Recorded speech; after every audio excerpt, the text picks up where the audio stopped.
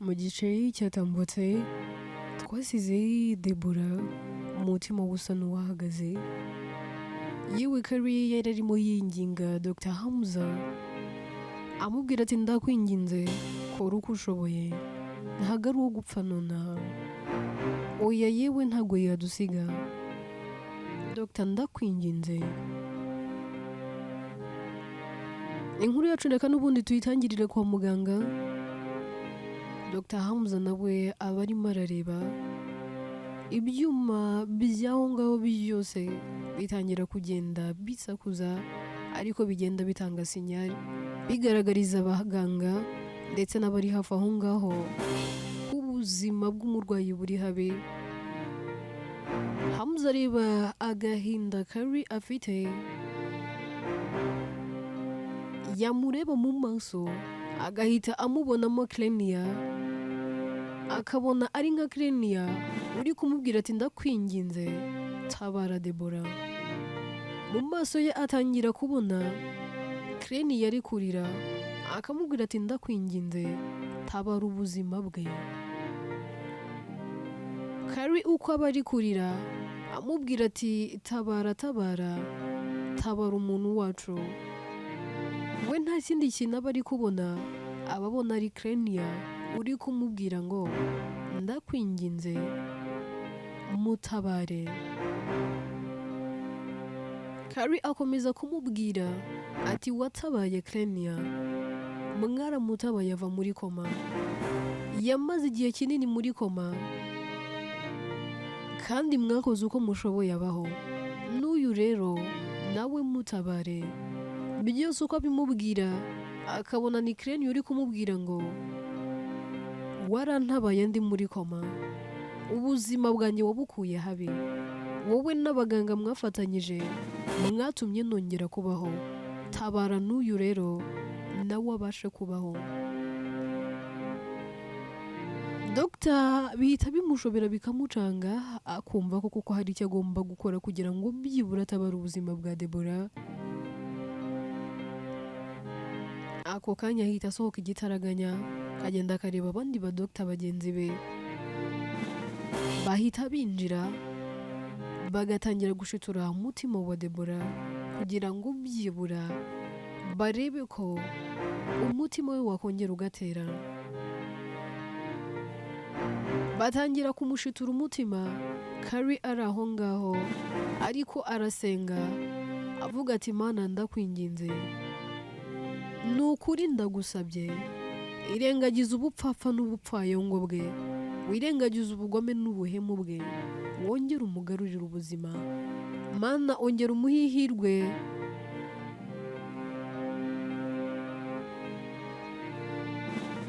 ndakwinginze abikorere njye, kora imirimo n'ibitangaza nkubone.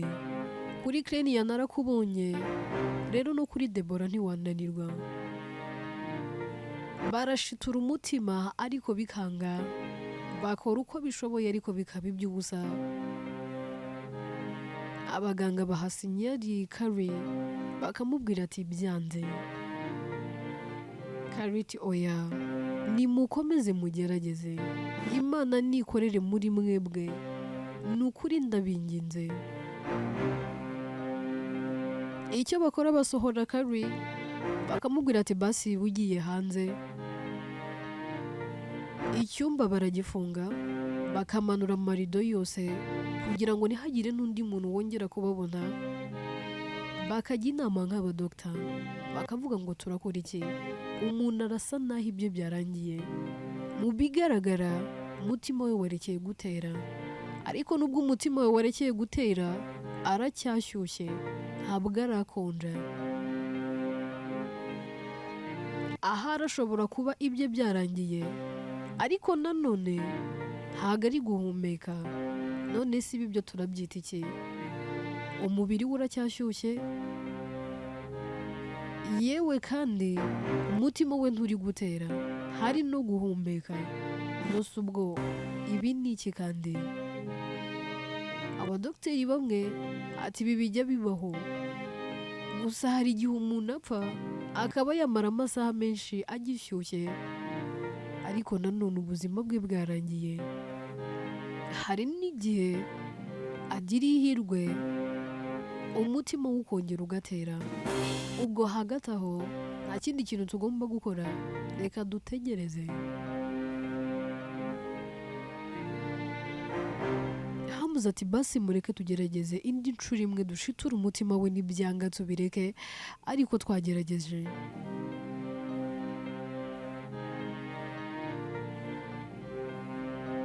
Bagenzi batari ko twagerageje. Hamza ati reka tugerageze indi nshuro turebe ko byibura umutima we wakongera ugatera. Barongera bakagerageza bagashitura umutima wa Debora. Barawushitura ariko bikaba iby'ubusa. Barashitura ngo barebe ko byibura umutima we wakongera ugatera, ariko bikanga. Bahita bamworosa, bose bagasohoka muri icyo cyumba, nta n'umwe uri kuvuga.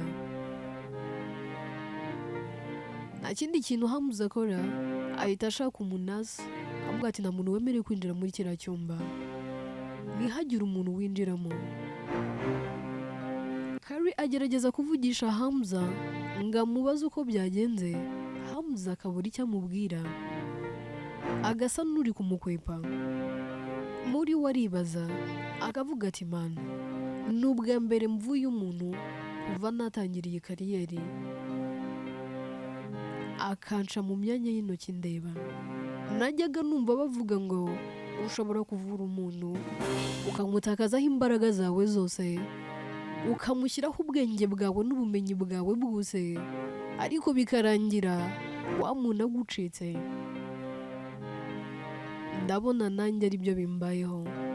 Ni ubwa mbere Dr Hamza aba avuye umuntu cyangwa se ari kwita ku murwayi bikarangira hasize ubuzima. Agira igihunga n'ubwoba bwinshi ndetse no kwita ku bandi barwayi bikamunanira, biramucanga, akagenda agakuramo n'imyenda y'akazi, yinjira mu bathing room akoga mu maso, ari nako yireba mu kirahure, yitegereza isura y'umwanya munini, kavuga ati Hamza, noneho ufite ikihe kibazo? Ese noneho bikugendekeye gute? Areba ibiganza bye akabyitegereza, kavuga ati kuri iyi nshuro kubera icyo ufeyirinze, kuri iyi nshuro kuki bikunaniye, kuki unaniwe gutabara ubuzima bw'umuntu kandi w'ingenzi ku muryango, umuryango nawe ubona ko ushobora kuzaba umuryango wawe. Ibaze iyi nkuru Kirenia nayumva. Muri we nta kindi kintu aba ari gutekereza, aba ari kwibaza ku makosa akoze ndetse yibaza no ku mukobwa akunda ari we Kirenia. Ahita asohoka, ubona byamushobeye byamucanze. Abandi badokita baramubwira ati rero hari abandi barwayi dukeneye kudufasha. Hamza arababwira ati mumbabarire, ntabwo nashobora kugira undi muntu mvura, ntabwo uriya murwayi aramva mu mutwe, n'ubu ndacyari gutekereza nkibuka ko nafayirinze. Mumbabarire, ndi kumva ubu ngubu nta kintu n'iki na kimwe nshobora gukora. Mumbabarire ntaza gukora indi LL nkaba navura umuntu nkamuvura nabi bitewe n'igihunga n'ubwoba mfite. Ahita asaba agataha akajya kuruhuka.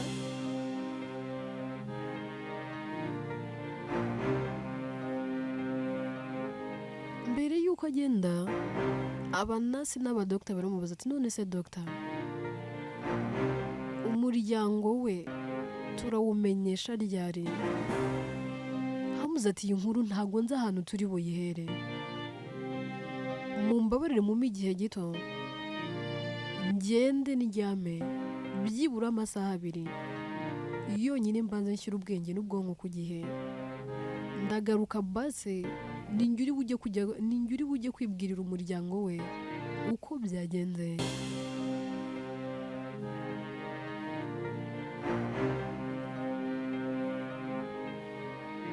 Hamza ahita agenda yinjira mu modoka ye akazamura uturirimbo dutuje, atwara imodoka ubona afite umujinya, arimo yibaza avuga ati ni ibiki nkoze, uriya muntu aho si njyewe azize, ese mana naba naramwitayeho bidahagije, none se hari akantu gatoya nkosheje gatumye ubuzima bwe burangira. Atangira kwishinja icyaha muri we, uko agenda akibuka amarira akariye muririye mu maso amubwira ati ndakwinginze, uko abyibuka agashushanya ari Klenia.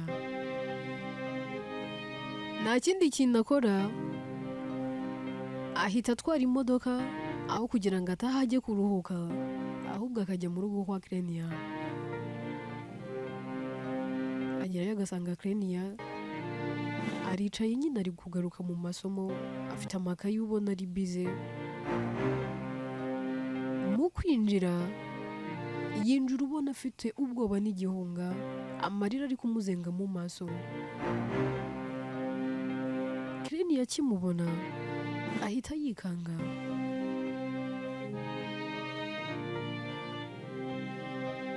Hamza akimugera imbere ahita apfukama imbere ye y'aho Klenia aba yicaye, agapfukama amureba.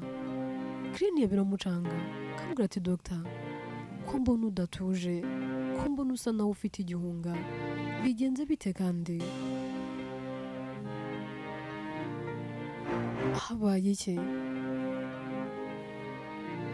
Hamza aho gusubiza ararira, ukabona afite ishavu n'intimba. Klenia nta kindi kintu akora, aramuhobera akamubwira ati please basi tuza, ndakwinginze wirira, ntaza gutuma nanjye ndira, nubwo ntazi ikiri kukuriza ariko ndahari, mbwira ndakumva, nguteze yombi, amatwi yanjye yose yiteguye kukumva. Ninde wakubabaje? Ese ninde wakuvuze nabi? Ni ikihe kintu kikubaho kigushenguriye umutima bigeze aha ngaha? Ese niki kiguteye agahinda kugera kuri iyi extent?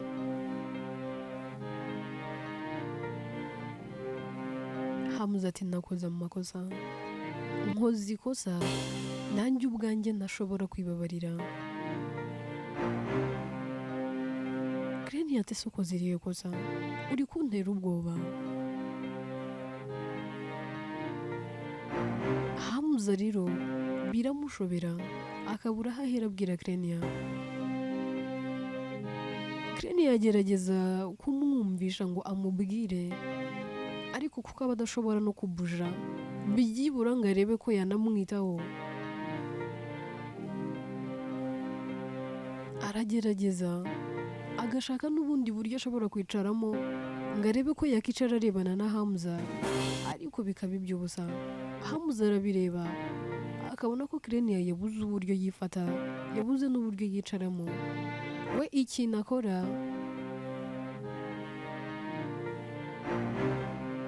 amwicaza neza, yarangiza akamwiyegamiza. Klenia ati ninjye wakabaye ukwiyegamiza, none uranyiyegamije, erega ni wowe ufite ikibazo. Ese ko ufite igihunga ukoze irihe kosa? Hamza mu gahinda kenshi abwira Klenia, akamubwira ati mukobwa mwiza, ni ubwa mbere ibi bintu bimbayeho, ni ubwa mbere navura umuntu kumutabara bikananira, ndumva nabuze amahoro, sinzi aho ngomba kujya, ariko numvise ninza hano iruhande rwawe aribwo nshobora kuza gutuza.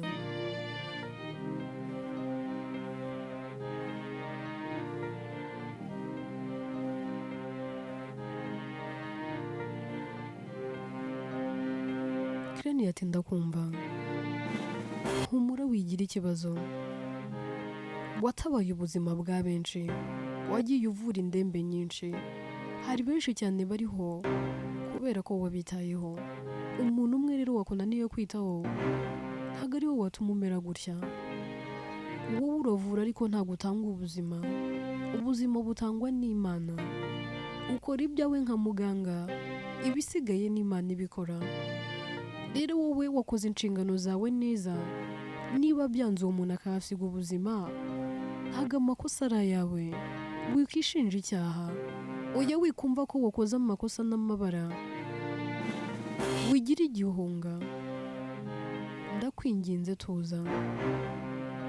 Mu bantu barenga 100, amamiliyoni y'abantu wagiye uvura ariho kubera ko wayitayeho. Hari abantu benshi cyane bagarutse mu buzima kubera ko byibura wabitayeho neza kandi ukabavurana umutima n'ubwenge n'ubuhanga bwawe Imana yaguhaye.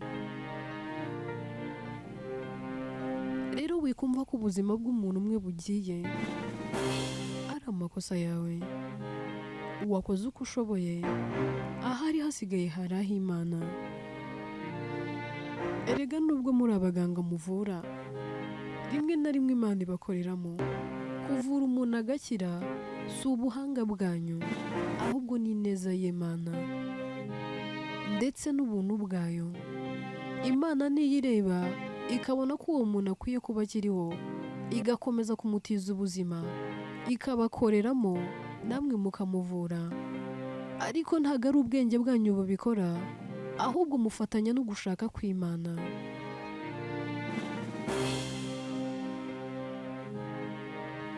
Hamza aramwumva, yarangiza akamubwira ati Clenia, ndumva nsa n'uruhutse, ariko nanone ndananiwe. Clenia ati wagiye muri room yanjye se ukaba uryamye? Hamza ati oya, ndashaka kuba ndi iruhande rwawe. Clenia ati noneho reka nicare neza, urambike umusaya wawe ahangaha basi usinzireho gatoya. Hamza aramufasha, Clenia akicara neza, yarangiza akamurambikaho umusaya agasinzira. Asinziriye, Riya nawe aba abyutse. Mu kubyuka asanga Hamza yasinziriye, Clenia nawe arimo yirebera mu makaye. Riya araza akegera Clenia. Clenia ahita amubona, akavuga ati Riya, ndakwinginze ntuvuge. Riya ati ndavuga, waretse nkivugira ko umunwa uri kundya. Clenia ati please, basi ndaza kukugurira shokora ariko ntuvuge. Riya turagura shokora zingahe? Imwe ntago ndi buyemere. Clenia ati shokora Hamza yakuguriye zose nturazimara, urashaka n'izindi? Basi ndongeraho 2 zonyine ariko ntuvuge, ntumukangure kuko arananiwe. Riya ati nyamara Clenia, ntago 2 nzemera. Clenia ati basi reka nabyuka arakugurira izindi. Riya ati ahubwo aho ngaho uvuze neza, ariko ntago nagenda ntakubwiye. Murasa neza, ndabona muberanye, ariko ubundi mukuru wanjye, ubu ubona wikundaniye na Hamza bitaba ari sawa? Byaba ari sawa, none se ko waba ugize umugabo uzajya ungurira shokora, umugabo uzajya unjyana mu modoka yakantemereza, kandi nawe rega kwitaho, ujya ubona ukuntu aguterura. Clenia ati nakubwiye ngo ntusakuze, none uratangiye. Ubundi si ibyo byo gukundana ubizanye ute? Riya ati mukuru wanjye mbwiza ukuri, buriya nawe nusigaye ukunda Hamza, reba ukuntu wamwiyegamijeho. Clenia ati ariko Riya, uzi ko uri agasazi, ibyo bintu kandi ubikuye? Riya ati mukuru wanjye, njyewe ndashaka kuzababona mukundana, njyewe nzaba n'umufana wanyu, nzisiga n'amarangi ku bwanyu. Riya ati ariko mukuru wanjye, wowe ntabwo ubona ko bitangaje? ibaze Dr Hamza kubona aza kukureba ahangaha mu rugo, utekereza ko aba yabuze abandi bakobwa ajya kureba se? Aragukunda abantu, buriya wowe nta kintu ubonamo? Rene yatiriya mbabarira ndakwinginze genda ujye kuryama. Iyo ati sindyama ibitotsi byashize, wareta ariko tukaganira. Rene yati reka yewe utamukangura. Iyo ati simba ahangaha utambwije ukuri. Rene yati basi genda, namara kugenda ibibazo byose ushaka uze kubimbaza ndabigusubiza. Rene yati aha reka nigende ariko mu kanya ndagaruka kuko ndumva umuntu uri kuntinya, hari ibintu nshaka kubabwira mwembi. Hamza nabyuka, Rene nta kindi akora ahita afata telefone ya Rene. Rene ati kandi telefone yanjye ujyanye? Ati se waretse nkifatira telefone. Afata telefone atangira kubafata amavideyo ari nako abafotora, anabafotora amafoto meza cyane. Amara kubafotora agahita yigendera, ariko mbere yo kugenda abwira Rene akamubwira ati mukuru wanjye mbabereye gafotozi, uzanyishyura ntugire ngo mbafotoreye ubusa, uzabyishyura nangwa se Hamza nakanguka ewe uri bubyishyure. Rene ati ndakwinginze ntuze kugira ikintu umubwira. Rene ati se umunwa wanjye urawufunga? Ndabivuga da.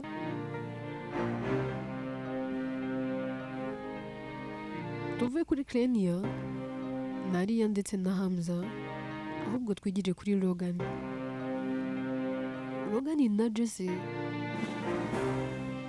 Bakora uko bashoboye bagashakisha impande zombi ndetse n'impande zose, bakahera mu gitondo bagenda batanga amatangazo, yewe bakajya bajya muri buri rugo berekana ifoto ya Rene, ariko uwo bagezeho wese akababwira yuko atamuzi. Yewe bajya no mu mujyi ahaba hari urujya n'uruza rw'abantu bakerekana ifoto, ariko abantu bakavuga ko batamuzi. Bigera nimugoroba Jesse na Logan bicaye ubona bananiwe. Jesse abwira Logan akamubwira ati Logan, igihe kirageze ngo uve ku bintu, tumaze igihe kitari gito dushakisha Rene. Njye narakubwiye kuriya mwana w'umukobwa atakiriho, wanze kunyizera, ese uragira ngo nkubwize iki? Logan nta kindi kintu avuga ahubwo ahita aturika akarira,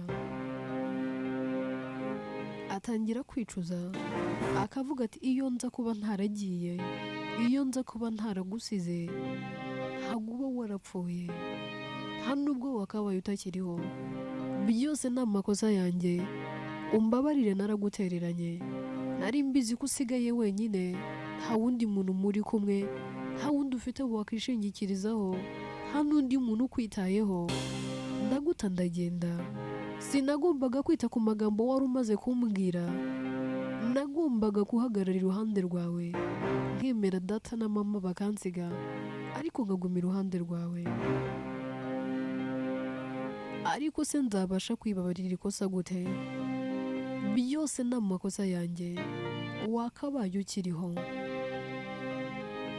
Ubuzima bwaragushobeye buragusharirira bukubera bubi, urangije uhitamo kwiyambura ubuzima. Iyo nza kuba narindi iruhande rwawe ntabwo uba warakoze iri kosa, yewe ntabwo uba wariyahuye.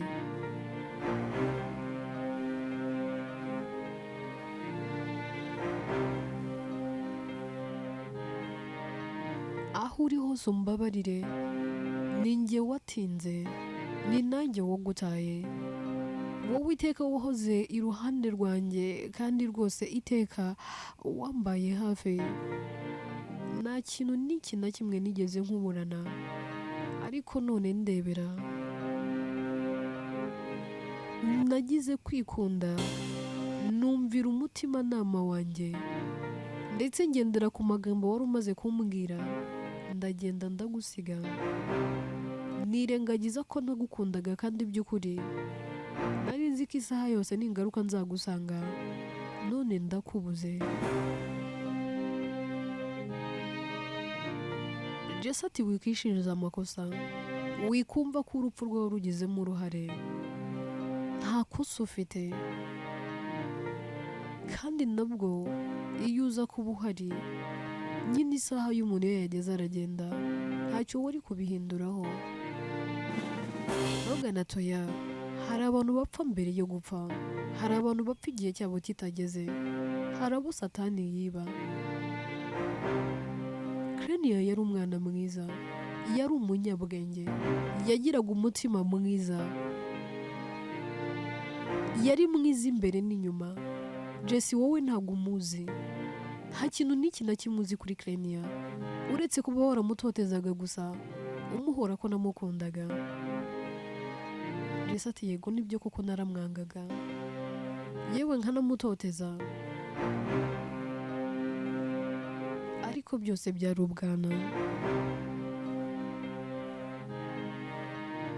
Logan ati ntabwo byari ubwana, ahubwo byari ukwikunda n'ishyari. Ese wabonaga nabakunda mwembi bigashoboka? Ikindi rega uriya mwana w'umukobwa twari twarakuranye, nari muzi kuruta uko wamumenya, ndetse nawe yaranzi kuruta uko warunzi. Twirengagije ko yari umuhanga, yaranatandukanye, yari afite umutima ntarabona n'undi muntu wese. Ni wa mukobwa ugira kwihangana, ni wa mukobwa uguhumuriza kandi nawe ababaye, ni wa mukobwa utuma agahinda ufite kose kagenda kandi nawe imbere ari gushengurwa, ni wa mukobwa ufata imyanzuro atirebyeho we ubwe ngo arebe inyungu ze ku giti cye, ahubwo areba inyungu zo muri rusange. Ubuzima bwanjye nari narifuje kazaba uwanjye ubuziraherezo, kazaba ubuzima azaba uwanjye, ubuzima bwanjye bwose nsigaje kuri iyi si njye nawe tuzabumarana. Ariko none ndebera, ntabwo bikunze. Jesse abwira Logan, akamubwira ati Logan, umbabarire, mbabarira kandi I'm sorry for you. Ndabibona urababaye, ntabwo wishimye, ariko humura, aho Krenia atari nzahaba. Logan ati nibyo koko wenda ushobora kuhaba, yewe ushobora no kumpa urukundo ukankunda, ukampa urukundo rwose nkanyurwa, ariko biragoye ko wangana Krenia, biranagoye ko wamusimbura. Ntuzakore byose, ntuzagire ibyo wigomwa ngo ushaka kunyumvisha no kunyemeza ko wamusimbura. Uriya ntasimburwa mu buzima bwanjye. Yega hari nshobora kugerageza kuzagukunda, ariko nzabikora kuko nta yandi mahitamo mfite. Jesse ati basi mpa amahirwe mba uwawe kandi niteguye no kubiharanira. Mpa amahirwe ngo ukunde nkumara ako gahinda. Logan ati rega simbyanze, reka tubigerageze, ariko uzambabarire nindamuka ngukunze nkagukunda uko bidakwiye. Igihe cyose nzajya mba mbabaye ntuzajya utekereza ko ari wowe, kubera ko ntabwo nakubeshya ngo kano kanya nahita nibagirwa Krenia. Ariko kuko unkunda, reka tubigerageze, ndeba hari ko nanjye umutima wanjye wagukunda. Reka ngerageze ndebe wenda ko ahari umutima wanjye wakwakira. Jesse ahita aseka, agahobera Logan, ahita amuha bizu, akamubwira turakoze cyane, ndagushimiye, urakoze kumpira ihirwe, kandi ndagusezeranya ntabwo nzatuma wicuza, nzakurinda kunshidikanyaho, nzatuma iteka ubona ko nari ngukwiye, nzaharanira kwigarurira umutima n'icyizere cyawe. Logan ati Jesse ntuzigere ukora byose kugira ngo wigarure umutima w'umuntu, kuko ibyo byakuvuna. Uzakora ibyo ugomba gukora, umuntu nabona ko bikwiriye azabigukundira, ariko ntuzagerageze kwiyambura icyizere n'igikundiro cyawe, kwiyambura ubumuntu bukurimo, kwiyambura wowe wa nyawe, ngo wigire uwo utari we, ngo witware uko udasanzwe witwara, ngo wihindure ushaka guhinduka undi muntu utari wowe kugira ngo umuntu abigukundire. Uzaharanire kuba wowe wa nyawe, umuntu niba agukunda azakunda wowe wa nyawe. Ntuzagerageze guhinduka ku bwanjye, ahubwo bagire si wowe igese usanzwe. Robwa nabona ko bikwiriye azakunda Jesse wa nyawe, pana wa wundi wigize kuri we kandi utari we.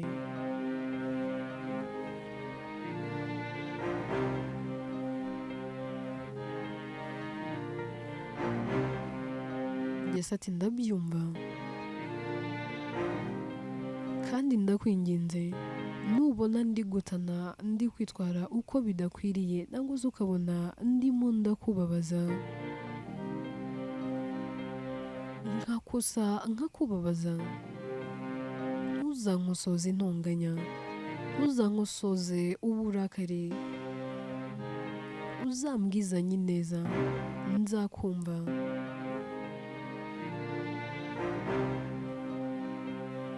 Kandi ikindi sinagusezeranya ko ntazakosa, ariko ntabwo nzagera aho utabasha kubona imbabazi.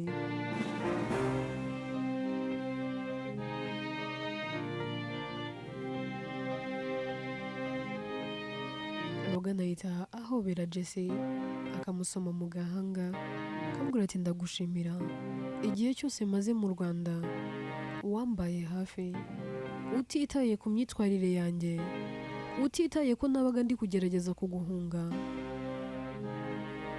wambaye hafi.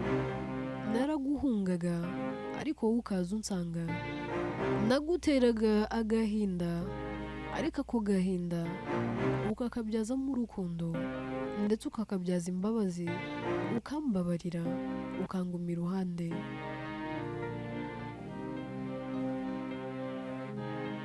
Nabonaga nashaka kuba ndi kumwe nawe,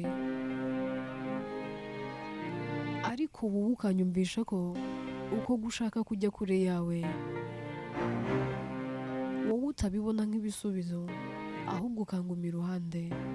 Warakoze kutajya kure yanjye, warakoze kutansiga, kandi umbabarire ko natinze kukuzira, umbabarire ko natinze kugukunda, mbabarira ko natinze kuguha icyizere cyanjye no kugerageza ngo ndebe ko twakundana. Reka twihe amahirwe kandi ndizera bizagenda neza.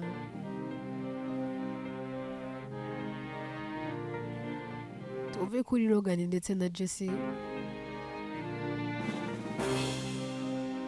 twigarukire kuri Hamza. Hamza abageze kwa muganga,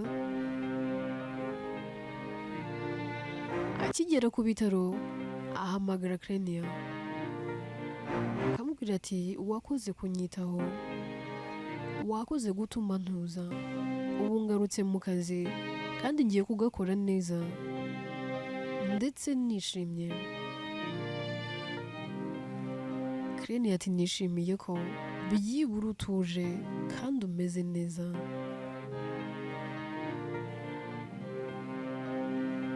Hamza ati sawa rero turaza gusubira akazi karangiye. Krenia ati nta kibazo, akazi ugakore neza kandi abarwayi ubiteho, ntiwongere kugira ereri ukora, ubwoba n'igihungu bisiga inyuma. Sawa rero akazi keza kandi wiyiteho.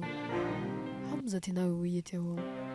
Ahita akupa akinjira mu bitaro neza, agahita yongera akagenda akambara imyenda y'akazi. Akihagera asanga n'ubundi umunasi ari amutegereje, akamubwira ati Dr, none se kugeza n'ubu wa muryango nturashaka ko tuwubwira ko umurwayi wabo byarangiye? Hamza ati nibyo bingaruye, reka ngende mbabwire. gusa kare numvaga nta mbaraga mfite, ntafite ahantu nshobora guhera ngo mbabwire iriya nkuru.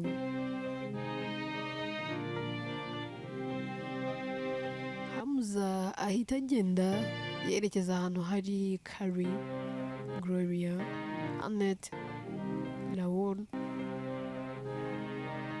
ndetse na Brian, abashyiriye inkuru y'incamugongo. Abagera imbere, Carrie agahita aza amusanga akamubwira ati Dr. bimeze bite? Ese Deborah ameze ate? Bijyaje gukunda? Hamza ati mumbabarire kubw'ibyabaye n'ibyo nje kubabwira. Inkuru yacu reka tuyisubikira ahangaha. Ese Hamza araza kubivuga nangwa n'ubundi ntari bubivuge? Ese nabivuga iyi nkuru y'incamugongo iraza kwakirwa ite? Dusize Logan na Jesse bagiye mu rukundo. Ese aba bazakundana? Ese urukundo rwabo nirukomera Logan inyuma akazamenya ko Krenia ahari, bizagenda bite? Ese Krenia na Hamza bo bazakundana? Byose rero ni mu bice bizakurikira. Inkuru yitwa Mbabazi Naguha, njyewe nitwa Atete, ninjye uyandika kandi nkayibagezaho. Uwiteka akomeze kuba ndebera icyoroshye, nkunda ko munkunda kandi nanjye ndabakunda.